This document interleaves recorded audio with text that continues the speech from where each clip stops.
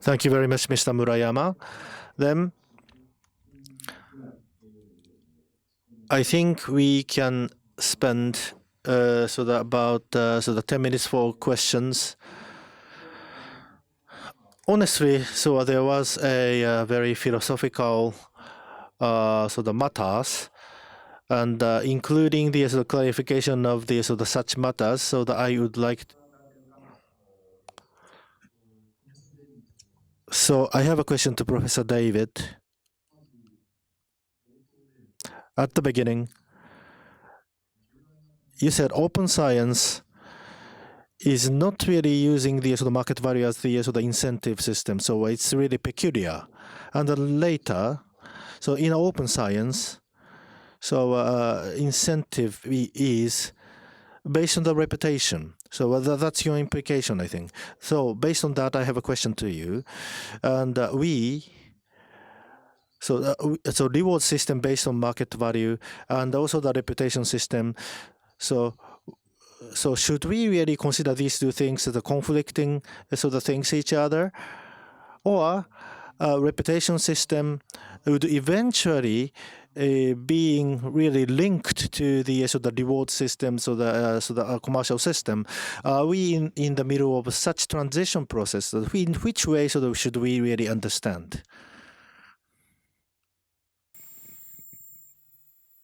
That's a very good question. It's a question which leads to a lot of confusion and bad policy. We have to think of something which I would have discussed before, is the movement in the EU and then more widely to create a mixture of incentives within academic institutions by allowing them to file for patents on discoveries which were made, usually publicly funded, but sometimes then privately funded, using the capabilities of their research personnel. So we then have decisions as to what research should be favored in the organization, what research should receive new buildings, new equipment, what research should receive new positions and expanded graduate students, because the graduate students are part of the workforce of scientific departments. Those demands are driven by the perceived profitability in many cases, because administrators and policymakers listen to industry and say, well, industry says this is what we need. This is the direction which we see. Advances in science will be greatly benefit to the nation. Why? Because they will be greatly benefit to us.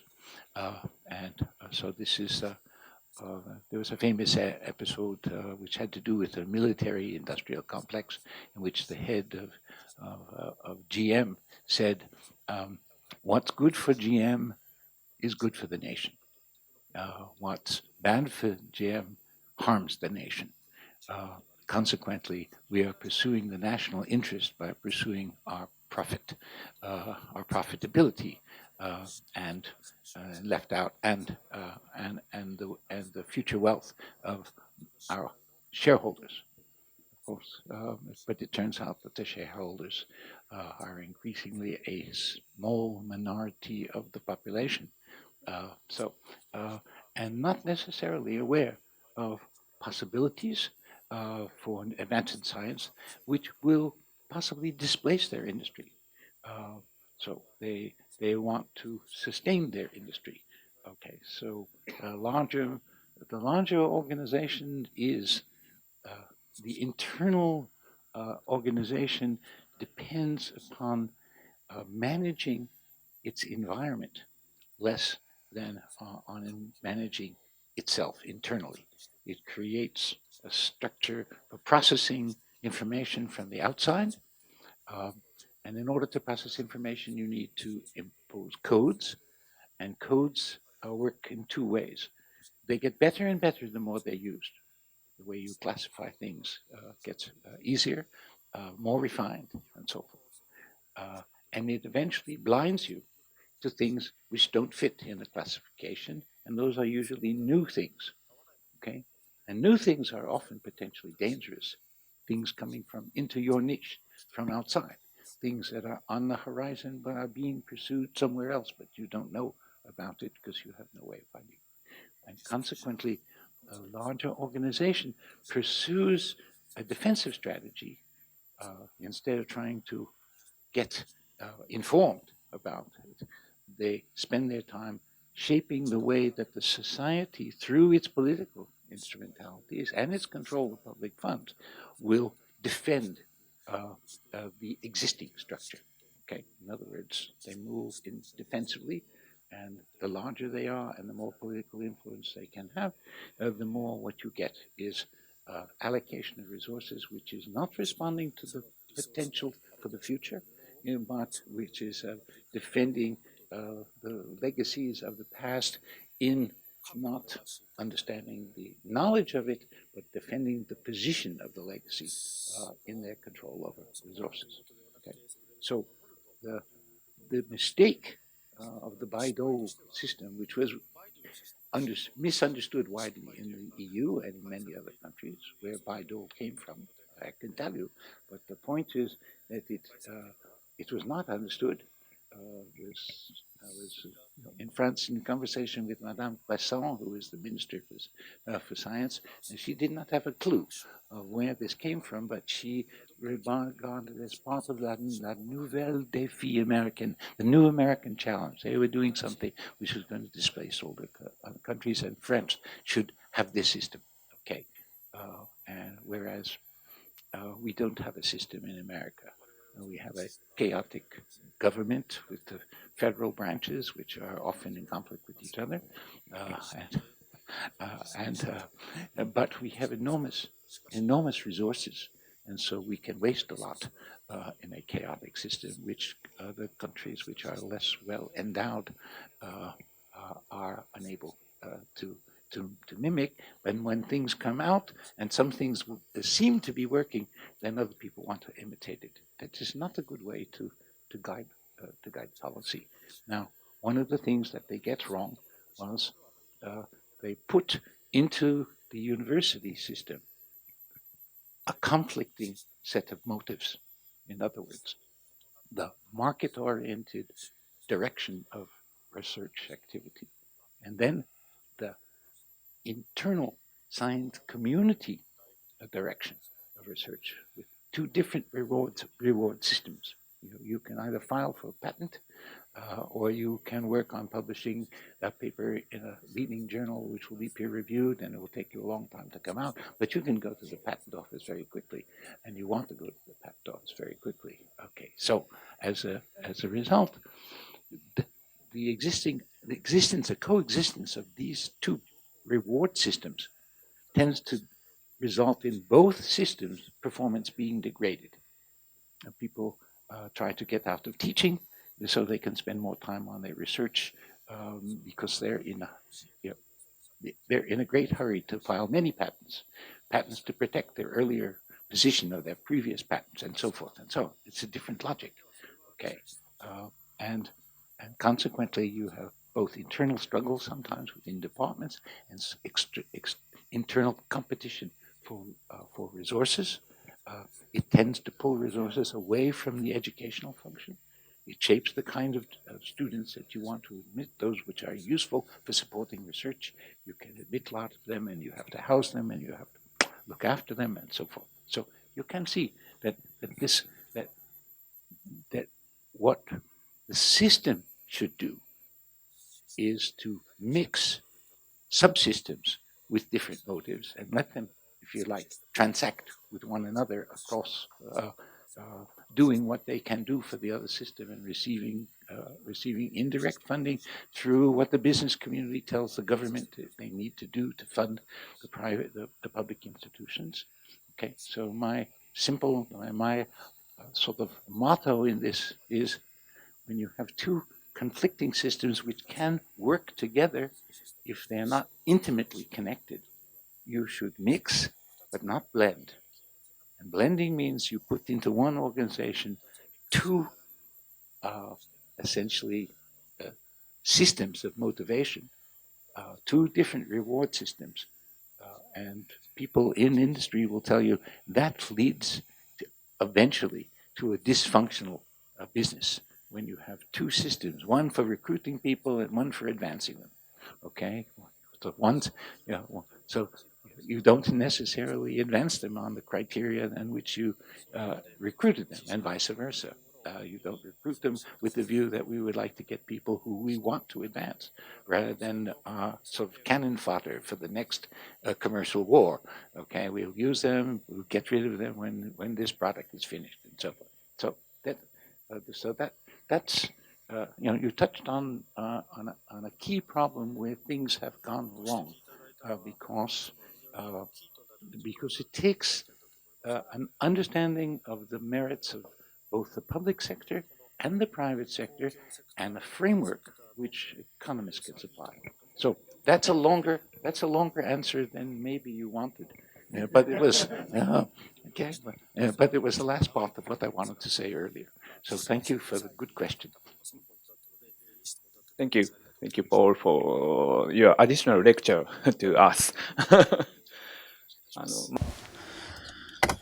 That's it. The evolved metrics, I think, is a case in point. I think this impact assessment, and actually, of course, consists of lots of factors, and how now we can count them.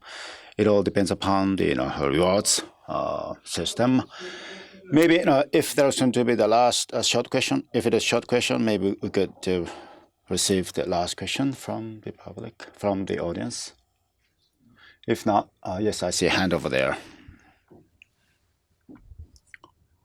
Hi, Andrew Tien with John Wiley and Sons. So thank you, Professor David and Professor Murayama, for the good presentations.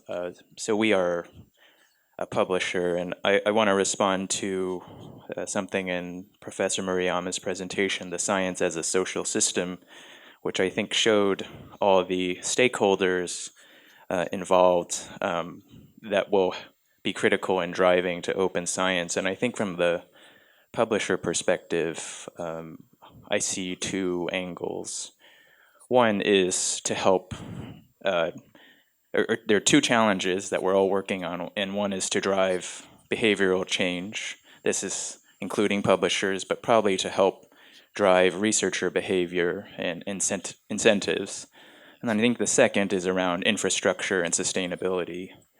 So I think on the first, as we say, I think Thomas Jefferson said, there's not Thomas Jefferson, Theodore Roosevelt, the carrot and the stick approach.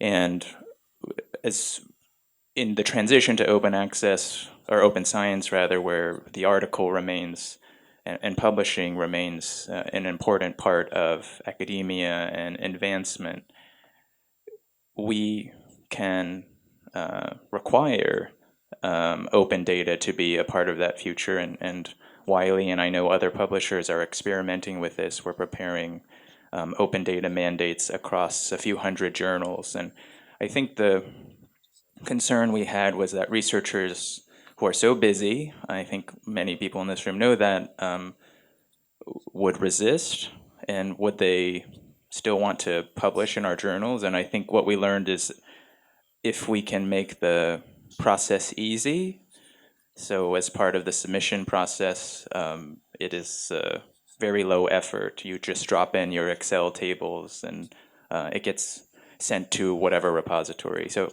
that's one part. And I think the second part is around infrastructure. How do we ensure that our systems are open and interoperable with, say,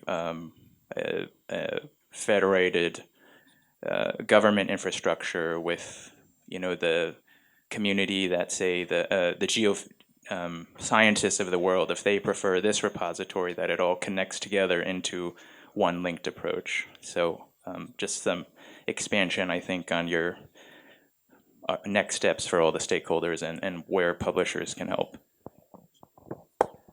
Do you have any comments to that? Yeah, thank you very much.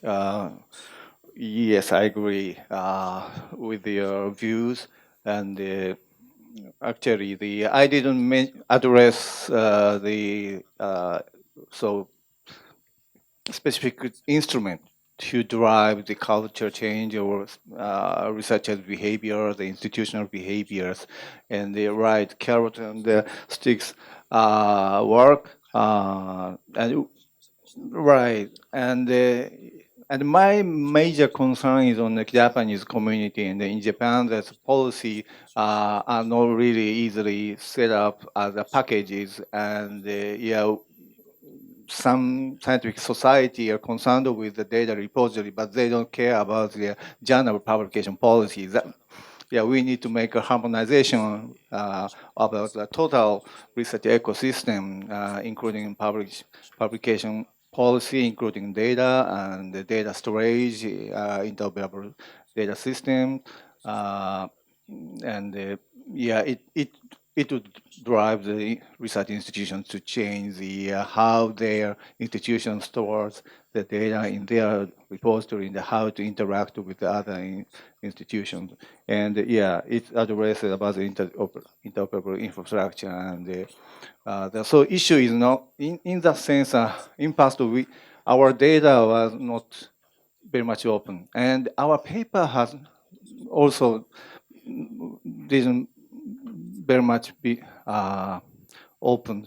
Also, we need money to buy the articles, and some articles are stored in the NASA's old library or the U.S. military's library, etc. And but science has been advanced in that situation, and in my personal view, we don't need to too much force the researchers open everything. We can do some moderate way to make more circulating the information, sharing the information between us, and so I think that's a publishers' cooperation is very much appreciated. Thank you indeed for your contributions, and we're somewhat behind on the schedule, and this concludes the morning session. Well, we'll try to look at the history of the science and also the systems in the space of science. And I hope that you are getting something, some insights. And after the afternoon session, I would like to start the afternoon session as original schedules at 20 minutes after 1 p.m. I'll be back during the set by that time.